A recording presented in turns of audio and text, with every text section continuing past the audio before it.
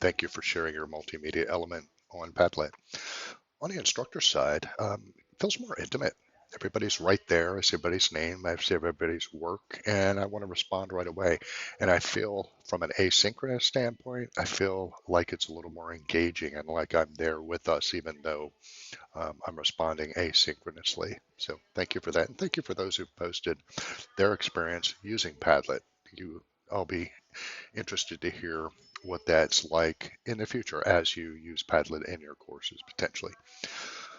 One of the things that I like to tell people when we talk about multimedia is think about the bling factor of new tech and lean into it. For example, I'm at a conference right now in the hotel lobby, and when you come across a new technology, lean into it, have fun, and then figure out where its place in your pedagogy fits.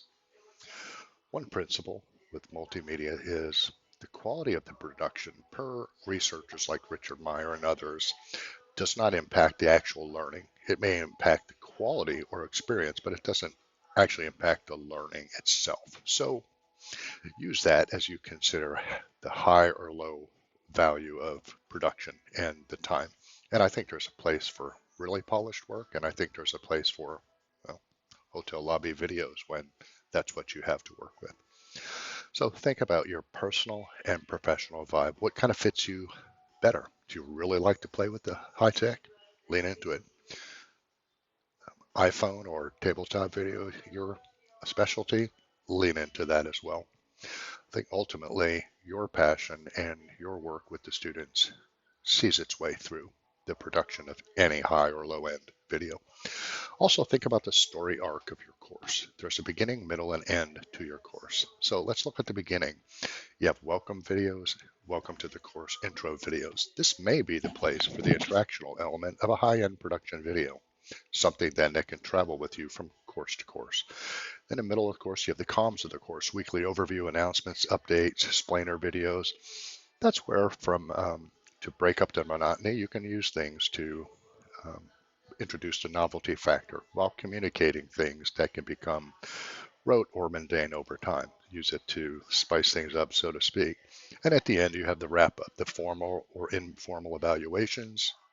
You can use a Padlet or a graffiti wall to get formal and informal feedback on the course, send off videos, thank you videos, and things like that. So the course has a story arc. And think, how can multimedia help you support that arc? And then also I look at it through the lens of connections, teacher to student. Well, at the beginning, you're connecting them through a welcome video. And that can be professional or personal, but do you want to make that a welcome video that's teacher to student? Or is it teacher to student and then the student can respond back? Or is it teacher to student, student can respond back to you and to other students? Then we talked about there's your weekly overview and the things that go along with that, the course comms, if you will, but then there's also feedback. How do you want to use technology to provide feedback? Do you want to put videos, podcasts, verbal, written? And with your students, what are they most likely to consume? And then there is your student to student, where there's going to be connecting through discussion boards, and which is going to be all keyboarding and text mostly, or is it discussion boards with video in it? Or is it going to be video with interactive? And what might the arc for that course look like for you?